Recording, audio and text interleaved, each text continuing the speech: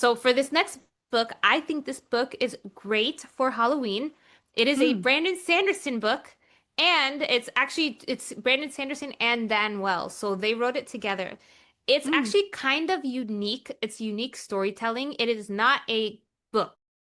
So it is a Oh, okay. combination of an audiobook and a graphic novel. So, which I think is really interesting. Definitely falls in the catch-all category because I don't know how to label this book. But Mm. it's called there's a prequel which is how I got into this world of like this world that they have.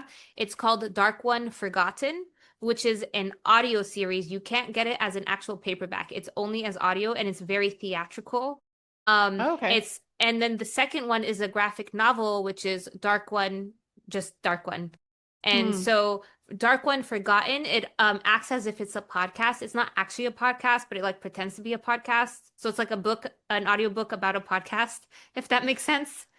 And it's very scary, dark, but like really dark.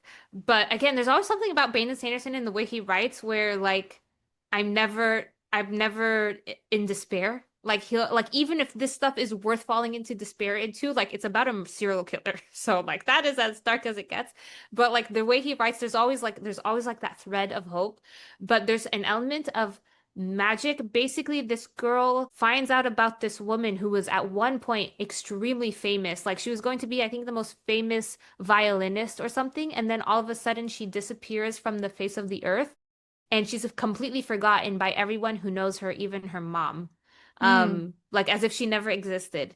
And so this girl, this like I think like a college student or something, decides to do one of those podcasts that, like I'm gonna solve this murder. And so she Yeah. decides to start a podcast to figure out why did this girl get forgotten.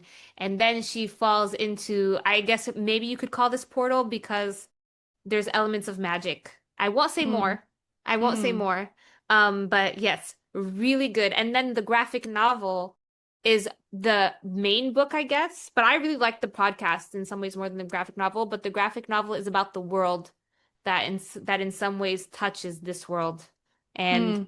it's like kind of like a demon world, I guess. Or maybe it's like I don't know. I actually don't know how I would explain it, but totally Mm. different, very unique storytelling because like I said, it's not words on a page. You can't get this in like a book paperback form. This is an audiobook and a graphic novel, and that's it. And I was pretty satisfied with those two. I think they might turn it into a series, but it's trudging along.